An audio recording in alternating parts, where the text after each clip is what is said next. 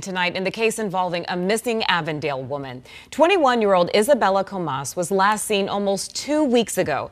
Police saying that her boyfriend, Tommy Rodriguez, is a person of interest in the case. 12 News journalist Jade Cunningham has more on what we know. Jade? Hey, good evening. Yeah, so court documents, they're about a dozen or so pages long, and they go into great detail about what led authorities to that person of interest, Tommy Rodriguez. Well, we've got new details this afternoon regarding the disappearance of 21-year-old Isabella Comas. She was last seen January 11th leaving a friend's house in Avondale, and she was supposedly on her way to see her boyfriend, 39-year-old Tommy Rodriguez, considered a person of interest in the case. The missing woman out of Phoenix, Arizona, Isabella Comas. Well, she's been missing since January, I believe it was 11th. I did one video on her already. Her boyfriend, who was previously incarcerated, locked up for second-degree unaliving, is in jail right now. But some court documents got released today about the situation, and what they found inside of the car, her car, she's still missing now, but what they found inside of her car that he was driving is disturbing. It almost looks like the situation is not going to turn out good for her. Stay tuned.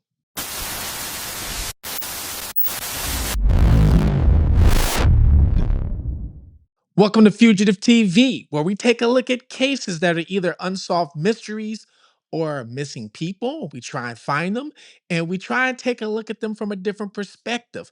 I was once a fugitive on the run from the law myself. That's why it's called Fugitive TV. I'm your host, Ray Marcel. If you're new to the channel, please like and subscribe, especially on these videos of missing people, because these videos need to be seen by everybody. If you're returning, thank you so much. And you know what to do. Comment below your city and if you heard of this before, and also what do you think? I try to reply almost to everybody that I can that I see that leaves a comment. Well, right now we're going to talk about the missing woman out of Phoenix, Arizona.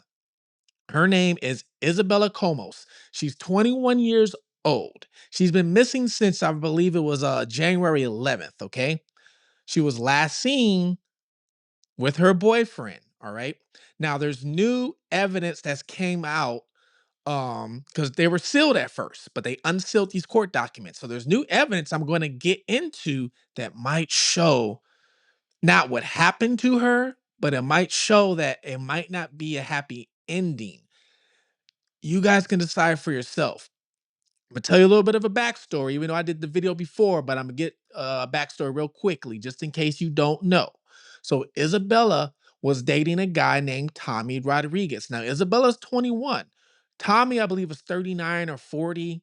He's around that age, so he's about twice her age. Now, supposedly they were in a romantic relationship.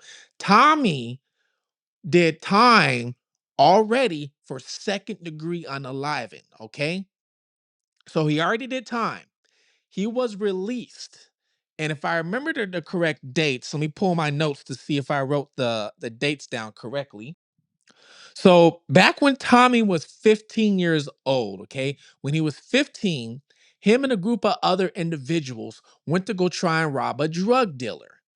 And in the middle of trying to rob, I should say, right when they got to the door, I guess Tommy shot through the door and the person passed away. Come to find out, the target that they were aiming for, who was the drug dealer, no longer lived there. He was actually evicted. So when they went and did that, it was a person who moved into that same, I believe it was an apartment, that same apartment, had no idea, no clue what's going on. That person that we know of was not a dealer, so they died for no reason. Tommy was 15 at that time, and he got time over that, okay? There were some relatives that I saw that were trying to defend him, saying that he did this because he was with older people and, they lured him and talked him into doing this. I don't know.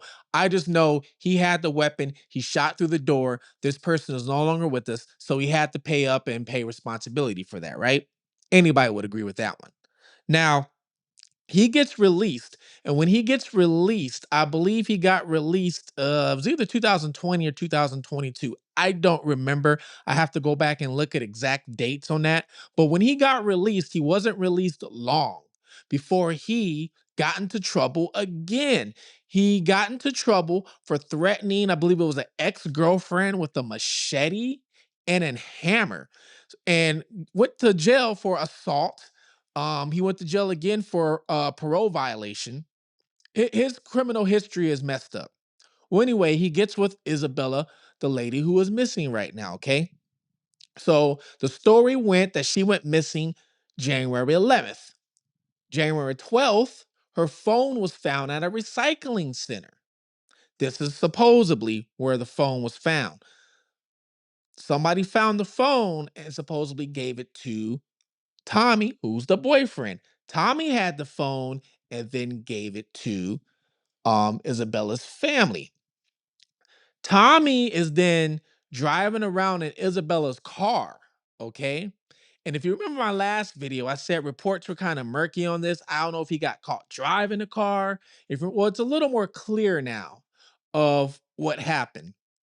Well, right after Isabel goes missing, and I guess he was accused of driving the car around, he takes a flight to LA, from Phoenix to LA, a one-way flight.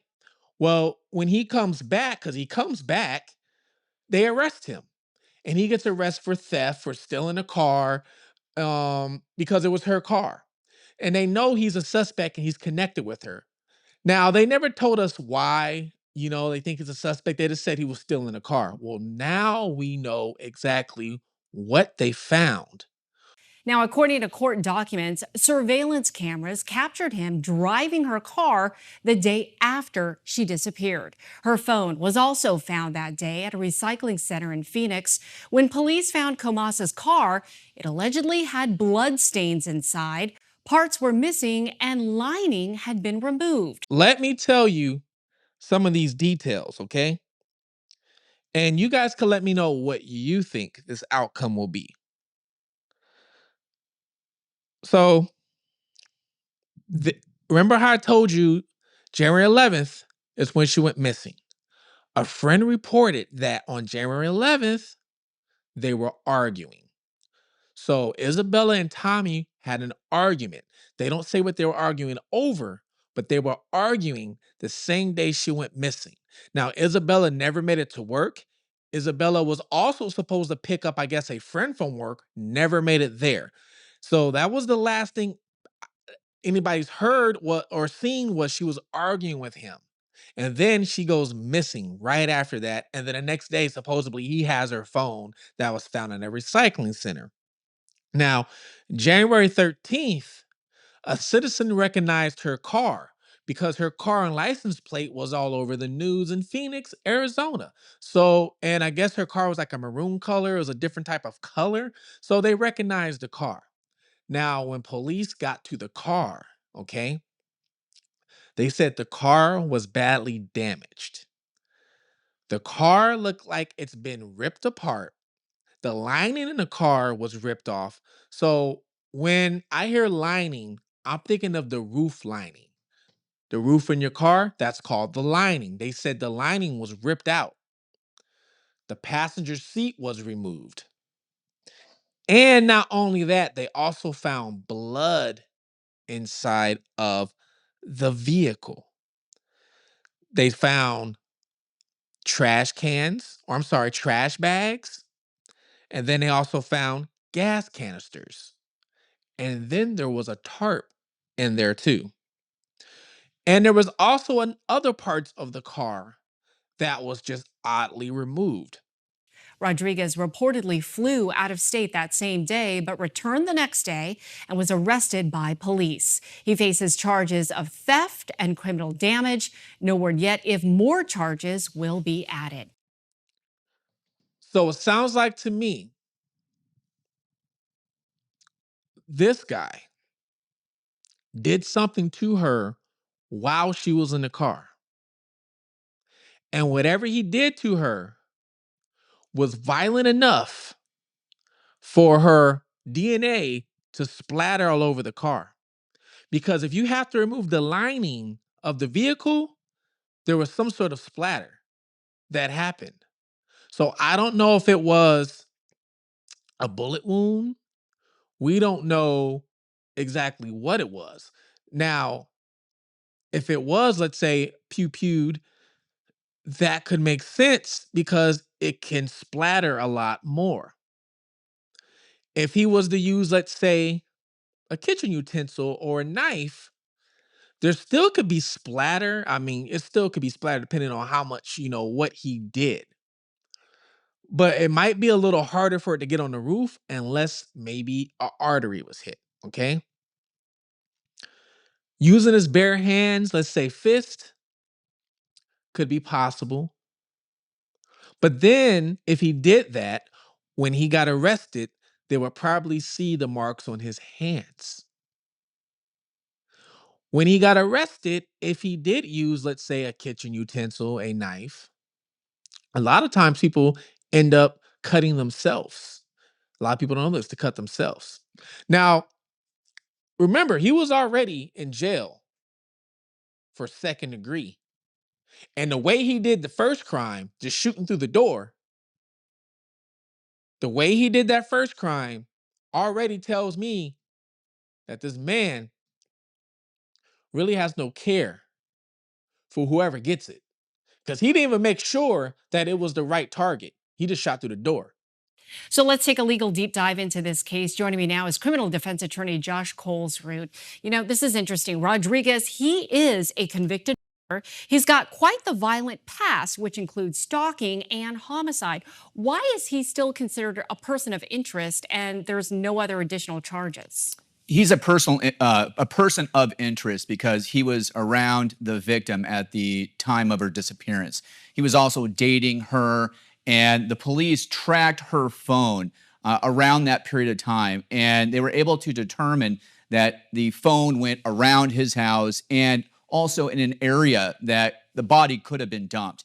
And there was another thing they found in the car that wasn't mentioned earlier, and that is police also found a tarp and gasoline in the car itself. And they haven't found a body yet, but the circumstantial evidence is adding up. Well, I was going to say, isn't that clearly, some evidence right there that something went terribly wrong when you've got that in addition to surveillance video, there's blood, cell phone found at the, it just kind of adds up. Well, something is clearly amiss. And luckily they have him on a class 3 theft of means of transportation. And because he has 2 prior historical convictions, his presumptive term is 11 and a quarter, 11 years, 11.25 years.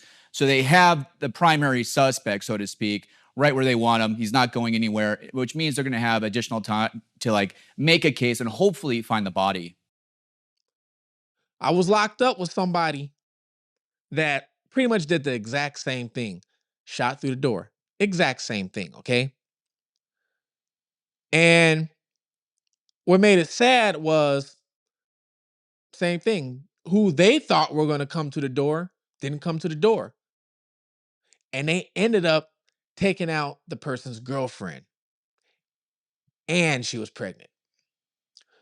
So that person that I was locked up with, if I remember correctly, they were doing like 65 or 70 years, something like that. So they're never getting out, pretty much. Because in that state, you got to do 85% of your time, especially if 85% of your time if it's a violent crime. So you guys do the math. And he was already like almost 30 when it happened, or 28. I don't remember, but he's probably never getting out. But he did the exact same thing. And I remember him talking about other situations. He did it before. He's done it before. That was just the first time he's got caught. I've mentioned this in my other videos. Some of these people who are sitting behind bars for the big M, they've done it before. It's just that this is the time they got caught.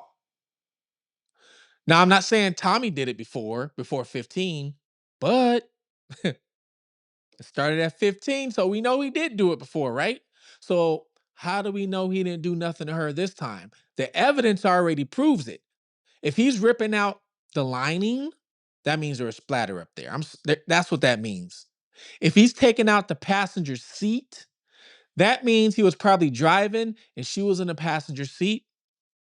He snapped, he didn't care anymore and did something to her, and that's why he took the whole seat out. He's got gas cans in the back. He's trying to burn the evidence. Maybe he was going to burn the car down. Maybe that's what he was going to do. Trash bags. What are trash bags for? That's when he's ripping that stuff out of the car and then throwing those things away that can give him away. So he's taking stuff off the car, like the lining, putting them in the trash, and then throwing them out somewhere. So some dumpster right now probably has a trash can of evidence that's out there in Phoenix. Some dumpster, I guarantee you, right now has a trash can of evidence. Okay. The tarp. Now, the tarp, the only thing I can think about the tarp is to prevent the splatter. But he did it. That part is kind of, I don't know. I really don't know. But the other stuff, yeah, I can tell you. Now, I mean, if you guys still think that we can find her safe and sound, I really hope that I am wrong. I hope and I pray that I am wrong. I hope on this video right now that I am wrong. But I've been doing a lot of these videos. I've been doing a lot of these cases, a lot of them. And I would say 9 out of 10 times when a woman is missing, a lot of times it's that last person's that seen them. And then when they do get found, it's just remains. Remains. Kata Scott, Rebecca Park. There's another young woman out of Virginia, the Maryland area. I forgot her name off the top of my head.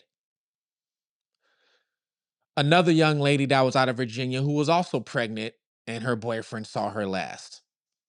And she ended up being found in the back of his property. A lot of times these situations don't look good. They don't.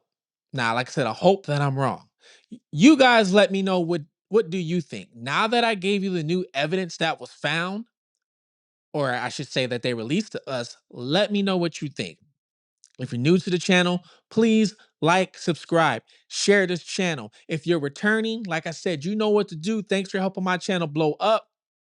For the new members who sign up for the membership, thank you so much. I have behind the scene content that's coming soon, and I'm going to have a code for discount off merch. And then, like I said, I'm doing the first 20 members. The first 20 members, when my book gets released, Rare Redemption, you're going to get a signed book and then also some other goodies that come with it. Thank you so much for supporting Fugitive TV. Please take care of one another. And like I said, with this story, I hope that I'm wrong. I do. I really do. Please take care of one another. Be safe out there. I'm out.